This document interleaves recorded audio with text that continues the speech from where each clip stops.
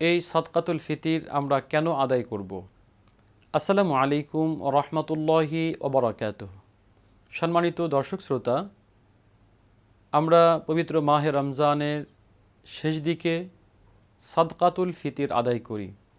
এই সাদকাতুল ফিতির আমরা কেন আদায় করব? হাদিস থেকে বর্ণিত রয়েছে সাদকাতুল ফিতির আদায়ের বিভিন্ন লক্ষ্য উদ্দেশ্য রয়েছে।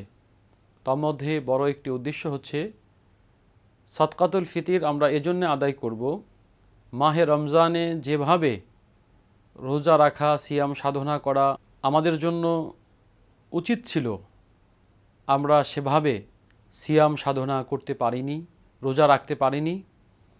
আমাদের দ্বারা অনেক কমি খামি হয়েছে, ভুল ত্রুটি হয়েছে।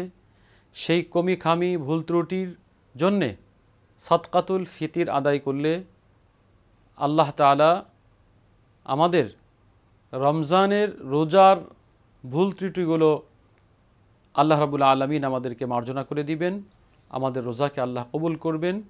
এজন্য হলো সাদকাতুল ফিতির আদায় করা।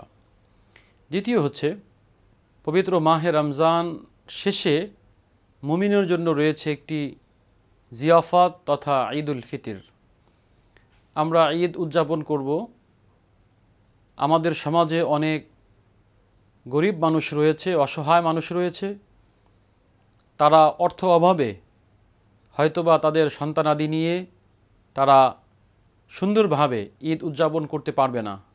এজন্যে আমরা আমাদের এই সাদকাতুল ফিতরের মাধ্যমে সমাজের গরিব অসহায় মানুষকে ফিতরা আদায়ের মাধ্যমে তাদেরকেও আমরা ঈদ আনন্দ উপভোগের জন্য, পারস্পরিক সামাজিক সৌহার্দ্য বজায় রাখার জন্য আমরা সাদকাতুল ফিতর আদায় করব। বিশেষত এই দুটি কারণ, একটি হচ্ছে রোজার কমি খামির জন্য সাদকাতুল ফিতর, আর একটি হচ্ছে সমাজের গরিব অসহায় অভাবী মানুষদেরকে সাথে নিয়ে ঈদের আনন্দ উপভোগ করার জন্য সাদকাতুল ফিতর আদায় করব। অনেকগুলো কারণের মধ্যে দুটি কারণ বিশেষ উল্লেখিত। আসুন আমরা সাদকাতুল ফিতর আদায় করি, আমাদের রোজার কমি খামিগুলো আল্লাহর কাছে ক্ষমা চেয়ে নেই, আল্লাহর কাছে আমরা সাদকাতুল ফিতরের মাধ্যমে রোজা কবুল করিয়ে নেই, এবং আমাদের সমাজে অসহায় মুমিন মুসলমান যারা রয়েছে তাদেরকেও ঈদের আনন্দকে উপভোগ করার জন্য সাদকাতুল ফিতর আদায় করি।